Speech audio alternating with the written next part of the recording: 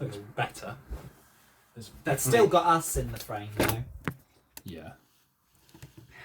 They're used to it by now. Hello and welcome back, Sam and I, for potentially the last recording session in this room. We said that last Yeah, we night. said that last time. So if One we're day here it'll again, be true. yeah, today we're doing the Blue Nile first, and then the Jam. So we're continuing. Well, the Jam, not that niche, but they're not like a massive artist, and the Blue Nile are very niche. Yes. So following the Cardigans and the Beat, we saw the views they got, and we're like, let's keep going down that rabbit hole. Let's get more obscure with an artist with only about 275,000 monthly streamers on Spotify. Yeah, you know when it's in the thousands that it's bad.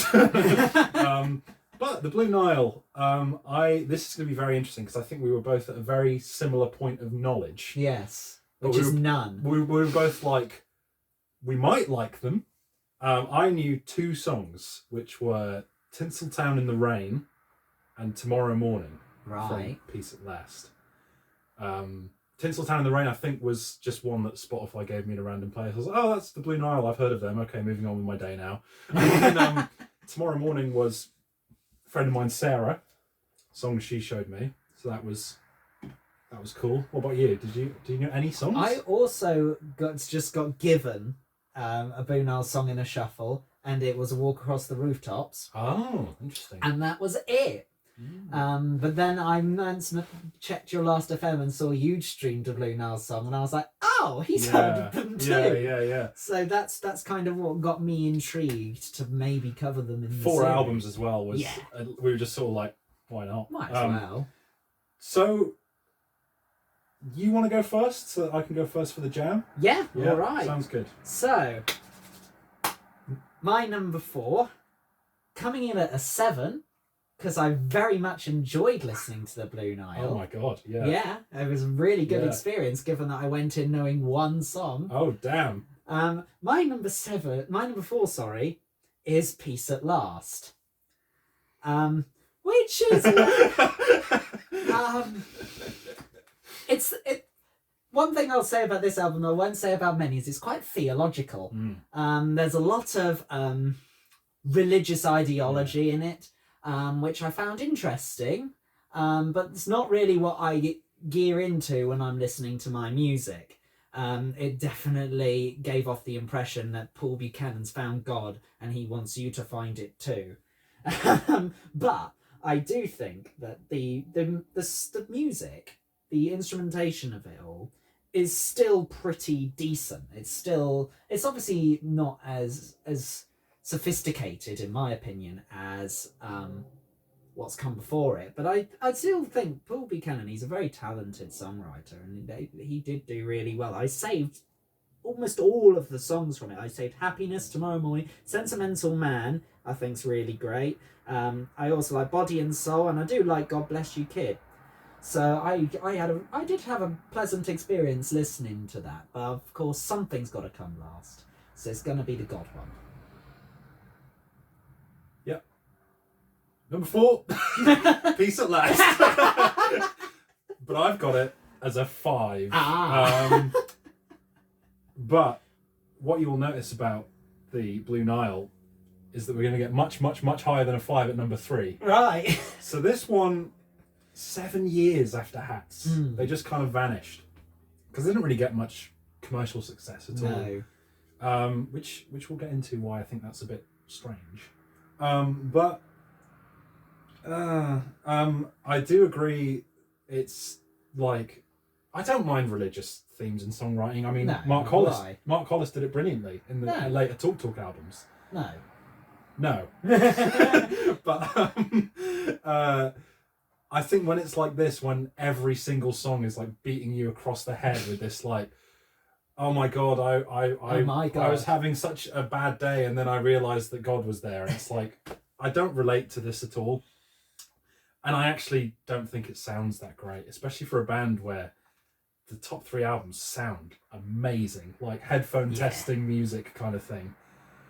And this just sounds really dated, really cheesy. I knew Tomorrow Morning, obviously, and I do really like that song. It's the most stripped back. It's got just the acoustic guitar for most of the song. Yeah. But whenever it was like acoustic guitar and like synths, and then like a gospel choir on some of those, like Happiness. I was like, oh. I also like Love Came Down as well. I think those two songs save it from complete disaster for me. And I've quoted you here, Sam. Keep your friends close, but your enemies closer. When you were talking, was it Yellow Submarine? No, I can't remember. Yeah, it was one album that we did. I'll put it here. Clarification. So I had to go back because I wrote down how bad some of these songs were, and the ones I really hated were Holy Love and Soon. Just unfathomably awful, like really crap. So it really is a 4, but with 2 great songs which save it from the mud. But it's probably the biggest gap between ratings for spots that we've ever had. So yeah, Peace at Last. What a I was at Peace at Last when it ended. So, brilliant. yeah, Right. My bronze medal already in medal position. I love the short ones, discographies. Yeah, you get to the chase. My number 3, coming in at an 8, is High, which is at number 3 because my 2 top albums are phenomenal. That being said, High, given again there's about an 8-year gap between this album and Peace at Last, and then 15 years between this and Hats. It's brilliant, and I think that it's different enough from those other 2 to make it stand out as and show what the band was capable of, because it's a lot less synthy, it's a lot more early 2000s, which on a couple of tracks is a bit of a hindrance in the production side of things, which we've mentioned with other discographies before of this time. But again, I saved the vast majority of tracks. I really enjoyed Days of Our Lives, Broken Loves, High, Everybody Else.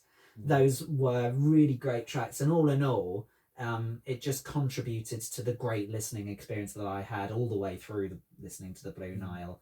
And so that's why it's got an 8 and a bronze medal. It's also my number 3. Oh. It's also an 8. Oh. So, yeah, the gap between 5 and 8. Don't anybody think that I think this is just a little bit better than Peace at Last. Because after the first 2, which obviously I really liked, I got Peace at Last and I was like, okay, so now they're past their prime. I was basically expecting this to be naff, like not good. Yes, me too. And it was great. It's really good. I think it's the top 2 albums have their fans. They're sort of critical darlings kind of thing. Even if they didn't get the commercial success at the time. No one ever talks about this album, and I think that's unfair. Yeah. Because I think it really does sound amazing. It sounds much better than anything around this time, I think. I think they won me back immediately with Day of Our Lives, which I think is a really nice opener. But I think the 2 songs that follow that are the peak of the album, which is I Would Never and Broken Loves. Love those songs.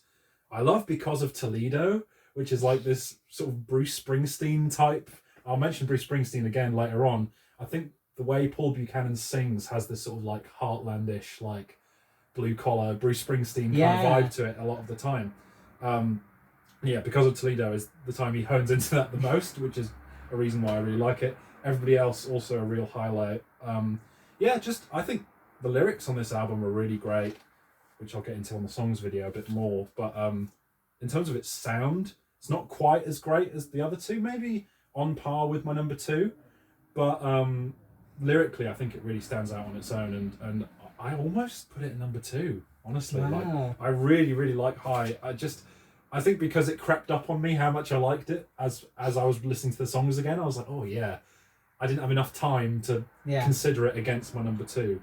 But it's going to get bronze, and a very strong bronze. Yeah. An 8 out of 10. High is great. It's really good. Yeah. It is really good. So, are we going to have a slow dive moment? I know. Indeed. Right. Let's find out. My silver medal at a 9 is A Walk Across the Rooftops. Yeah. Yeah. A Walk Across the Rooftops. I saved every song. It's a brilliant listening experience. I think playing it from start to finish, it really flows well. There's a consistent sound, a consistent vibe. I think that there are quite a few real standout tracks on it as well, like Tinseltown in the Rain, From Rags to Riches, Stay, and Heatwave. Those are my absolute favourites from that album, and everything else contributed to the sound and made it flow properly. The reason why it isn't gold medal for me is because the songs themselves didn't stand out too much in replay, but the album experience is on par with some of the best albums I've ever listened to.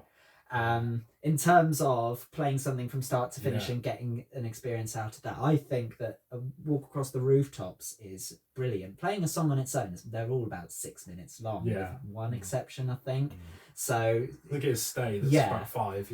Picking out just a song to play is unlikely in the day-to-day, but I would definitely go back and listen to A Walk Across the Rooftops when I have 45 minutes to spend listening to a great album. This is the other thing about the Blue Nile that I think I was very grateful for, is that they knew that an album should be between 35 and 45 minutes. That's how long an album should be. Yeah, and they kept to it, which I respect. Yeah, Walk Across the Rooftops is my number 2.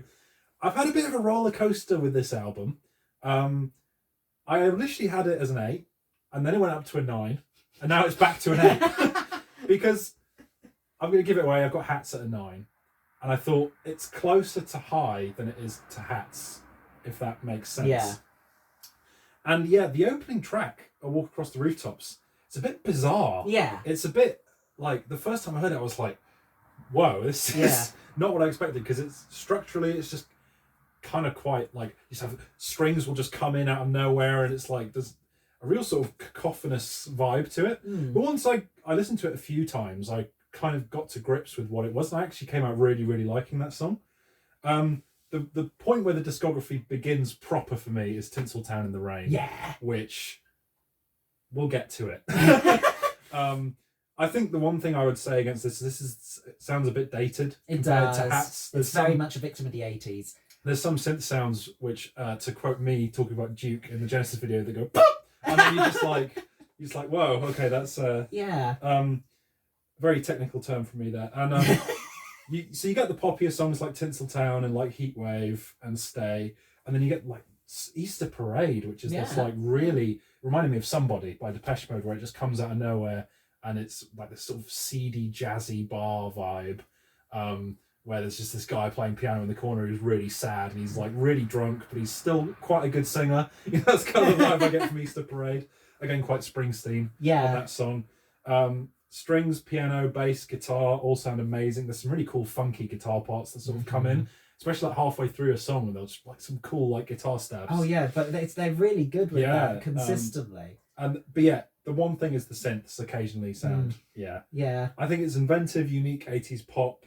And yeah, the rating, I wasn't sure, it might go back up to an 8, who knows. Let's say 8.5 if we're going to go back to the old your old rating my system. First rating system.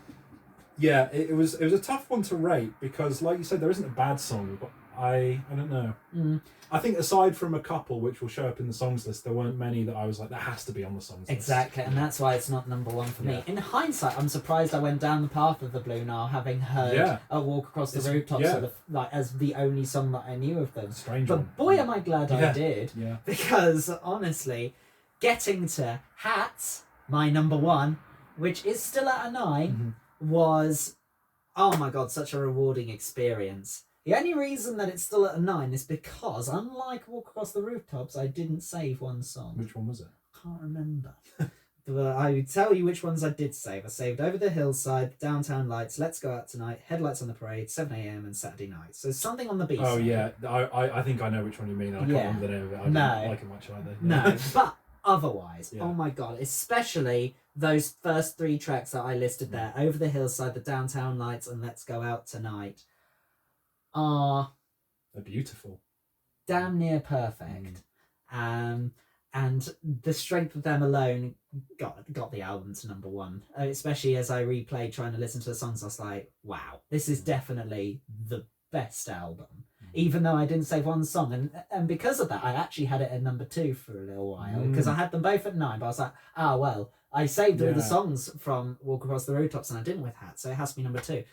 Playing those 3 songs in particular, and the other ones, Headlights on the Parade, 7 a.m. and Saturday Night, I was like, actually, that one song cannot hinder it from gold. I loved it. Oh my god, biggest recommendation from me. Yeah, the two 80s albums especially I would recommend, but don't sleep on High. Don't sleep on High. No, definitely. Yeah, whatever you do. And yeah, I just absolutely loved Hats, and it will be coming up a few times in the songs video. I figured as much, yeah. Hats is also my number one, also a 9. Yeah, I kind of agree with you that the B-side is not quite as good, but it brings it all back with Saturday Night. That song is, oh my God, it is divine. It's the word I would use for that song. But yeah, it's their most complete and polished album, I feel like, sound-wise. Like, compare how this sounds to how Walk Across the Rooftops sound. It's just like night and day. It sounds incredible. The synth sounds so futuristic. The guitar sounds so clean. It's like every element that needs to be there. Everything that's there needs to be there. Yeah. You know, it's not like they just, like some moments on Walk Across the Rooftops where it's just like, add a synth. I feel like this album is very just... It's like it's been slaved over. Yeah. Like every second of it has just been like... But what is amazing about that is that usually when you have like a slaved over album, the music can come across quite robotic. Yeah. There's so much emotion and feeling in this album. I think Over the Hillside, which really goes at like a snail's pace, opens the album perfectly. It is so dreamy. I think there's more sustained highs and a better overall sound. Like I said, high point of 80s pop. I will talk about songs more on the songs video, but there are definitely some big mega highlights. And the context behind the album is quite interesting. I haven't read up on that because after they released Walk Across the Rooftops, the label was like, right, come on then, that went well, let's get you back in the studio. And they did. They went up to this place up in the Highlands, I think, or up in the north of Scotland, and they worked there for months and nothing was coming. And they started bickering and arguing, and they cut it. They just went away. And that's why there's quite a big gap. Eventually, after deciding, right, we're not doing this, we're not going to work in these conditions, they went away and the ideas started flowing naturally again, like they did with the Walk Across the Rooftops. And obviously they came back eventually, and apparently they managed to put the album together in a matter of weeks, because they just came in with the ideas already, because they took their time in the way that they wanted to. And I think it shows that it's a passion piece, and they wanted to prove that you cannot make good music under pressure. Yeah, it needs to be done organically. Well, you can, but it's not variable. No, it's not. It's not going to come out in the ideal sense, and I think that Hats did. Well, this is another reason why I think I put Peace at Last at the bottom, is that these top 3 have this sort of... I don't know what the word I'm looking for is, but it's like... It's kind of exactly what I got out of the song Blue Dress by Depeche Mode. This sort of like sensual, romantic, like mysterious, just amazing sort of brooding atmosphere to all their songs. Like, the one thing about Hats as well is that I think, apart from a couple of songs on the second side, that all the longer songs, they build and take their time with it. They really do. So, and the structure isn't too repetitive and boring. There is obviously repetition with choruses, but it feels like the songs are evolving enough as you're listening to them. to keep your attention. Well, I mean, I was very happy we did this. I really enjoyed it. Maybe Peace at Last dragged it down a bit for me, but I can still go back to those top 3, and I will do a lot. So look out for the songs video. A success. Yes. Brilliant. Let's see how the jam goes. But thank you very much for watching, and hopefully we'll catch you soon.